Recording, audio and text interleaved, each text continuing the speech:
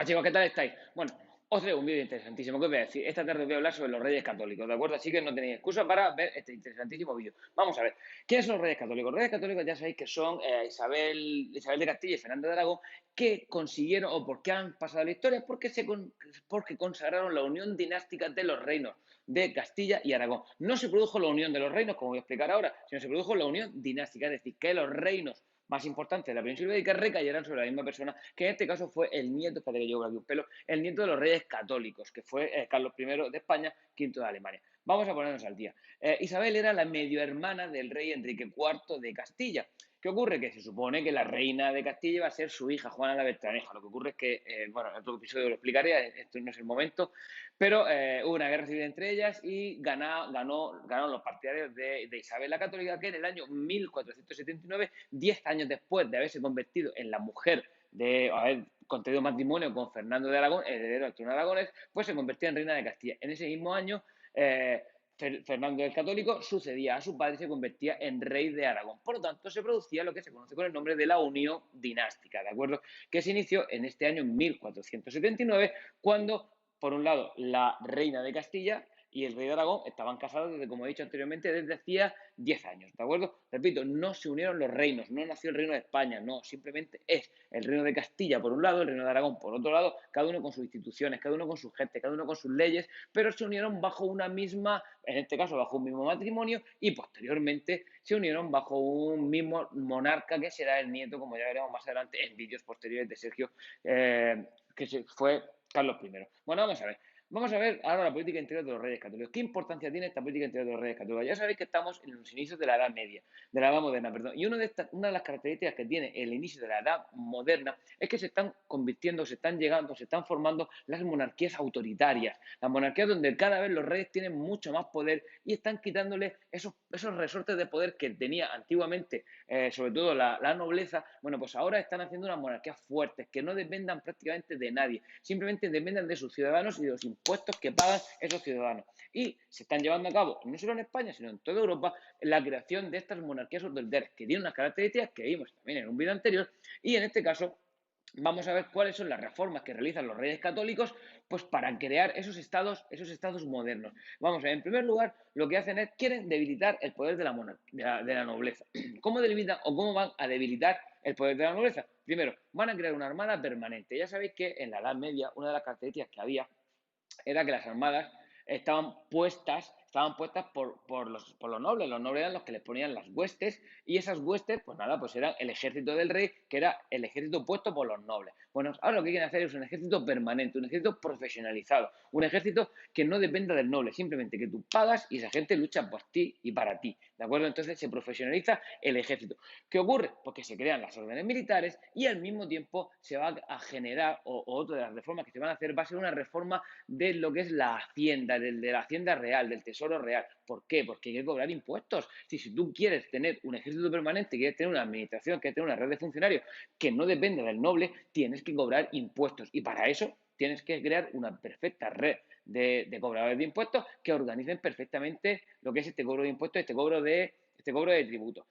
Por otro lado, eso en cuanto a la organización de lo que es el ejército, lo que son lo que es Hacienda, lo que son los tributos, los órdenes militares, y ahora también cómo se va a organizar políticamente el territorio. Para organizar políticamente el territorio se van a crear consejos. Mira, lo más parecido a los consejos que podemos entender y que yo puedo explicar son los ministerios, ¿vale? Ya sabéis que ahora mismo en España pues hay unos ministerios que son los que se supone que pues se encargan de ciertas materias. Bueno, pues en este caso ocurre lo mismo. Los consejos, aunque la última palabra siempre van a tener los reyes católicos, en este caso los consejos van a ser aquellos que van a administrar esos territorios. Por ejemplo, va a haber unos consejos territoriales, como por ejemplo el Consejo de Castilla, que es el consejo más importante de todos, el Consejo de Aragón, el Consejo de Flandes, el Consejo de América cuando se descubre América, ¿de acuerdo? Entonces, esos consejos van a ser los que se van a encargar de controlar específicamente esos territorios. Pero es que luego se van a crear consejos específicos, son los consejos temáticos, como por ejemplo el Consejo de Guerra, el Consejo el Consejo de la Santa Hermandad, el Consejo de la orden militares. Es decir, va a haber una serie de consejos que se van a encargar de ciertas particularidades o de ciertos aspectos como os he dicho, son los consejos temáticos, ¿de acuerdo? Bueno, pues esta es la forma en la que los reyes católicos se organizaron administrativamente el territorio. También crearon lo que son los virreinatos. ¿Vale? Los virreinatos ya sabéis que el territorio español, el territorio de la monarquía hispánica, va a ser muy extenso y van a necesitar representantes más allá de la península ibérica, que es donde están ellos representados. Sobre todo van a ser muy importantes los virreinatos en América. ¿De acuerdo? Por ejemplo, se van a organizar las audiencias para impartir justicia. Es decir, se va a crear una serie o una red de funcionariados o de funcionarios para administrar mucho mejor el territorio. Bueno, vamos a seguir y vamos a ver ahora lo que es lo que se conoce como la unificación religiosa, la política religiosa. Vamos a ver, mira, los reyes católicos no se llamaban católicos por nada, sino que el apodo de católicos viene derivado porque eran ultracatólicos, ¿de acuerdo? Y entonces, en este caso, tenemos que analizar qué hicieron o qué reformas religiosas llevaron a cabo. Ellos se dieron cuenta de que había una forma de controlar los dos reinos bajo unas mismas normas. Ya sabéis que os he dicho que los reinos cada uno tenía sus propias normas, pero sí que es verdad que una de las características que tenemos que tener en cuenta es que propiciaron o buscaron el crear una unidad, una unificación religiosa. Y eso es lo que he dicho, establecer unas mismas reglas para todos. Y, en primer lugar, pues establecieron que en España todos los ciudadanos españoles, o en este caso todos los ciudadanos que vivían en la Corona de Aragón y la Corona de Castilla, tenían que ser católicos, ¿vale? Por lo tanto, obligaron a tanto a los judíos como a los moriscos, que eran los musulmanes habitantes en España, para hacerse católicos, ¿vale? ¿Qué ocurre? En primer lugar, los judíos, mira, a los judíos se les culpaba de todos los males. Ya llevaban de todo el siglo XIV y todo el siglo XV, decían que los cristianos habían dicho que los judíos ofendían a Dios y en este caso, pues habían tenido muchos problemas con los judíos. Por lo tanto, pues se decidió, en este caso, lo que era la conversión forzosa de los judíos sefarditas, que eran los que estaban en España. Bien, aquellos judíos que no quisieran convertirse, pues perdían su tierra y eran expulsados, ¿de acuerdo? Bien, lo mismo ocurrió con los moriscos, que recuerdo que he dicho que con los mudéjares, que los mudéjares son aquellos musulmanes que vivían en España, pues se tenían o que convertir o eran expulsados. Y en este caso, una vez que se convertían, se convirtieron en los moriscos, ¿vale? ¿Cuál era el problema? Que crearon la Inquisición. ¿Por qué? Porque la Inquisición, el Tribunal de la Inquisición, bueno, se implantó en Castilla en el año 1478, era para vigilar que estos conversos realmente se convertían y no eran herejes, es decir, no eran que se convertían para vivir aquí o para seguir viviendo, pero realmente ellos, cada uno iba a su bola y dentro de sus casas confesaban sus propias religiones, ¿de acuerdo? Entonces, en este caso, sí que es verdad que se produjo esa persecución o ese control que llevaba a cabo lo que era la Iglesia.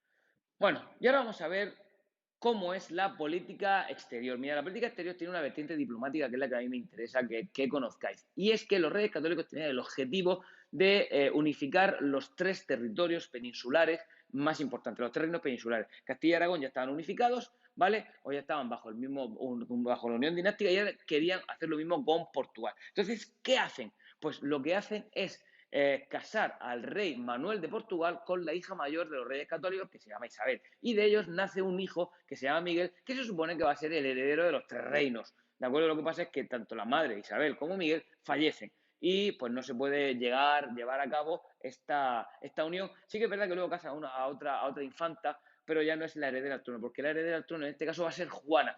Juana la habían emparentado con la casa Habsburgo de Austria, ¿vale? Intentando pues mantener unas relaciones diplomáticas con Austria, que la familia austríaca y la española estuvieran vinculadas. Lo que pasa es que al final Carlos I va a ser el que se va a convertir en heredero universal del territorio.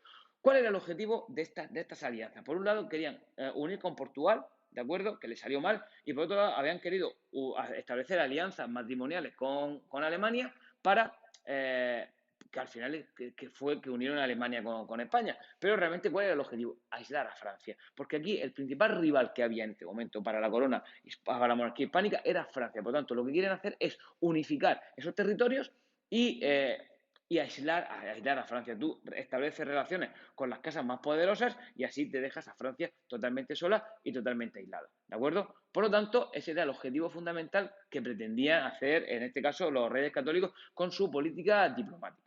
Bueno, y por último, entre los Reyes Católicos, os quiero hablar de la economía. De la economía, mira, esto es lo de siempre, la economía va a ser, lo básico va a ser la agricultura y la ganadería. En este caso, sobre la agricultura no hay mucho más que deciros, que depende mucho de la climatología, de que realmente es una agricultura muy poco productiva, una agricultura que tiene muy pocos avances técnicos, pues una agricultura que está exactamente igual que la que había en la Edad Media. Pero hay un pequeño cambio y es que en España, sobre todo en la corona de Castilla, en esta época, va a haber una gran actividad ganadera, ¿de acuerdo? Va a haber un tipo de oveja, que va a ser la oveja merina, que va a dar una lana de alta calidad, y esa lana va a ser exportada a diferentes puntos de Europa.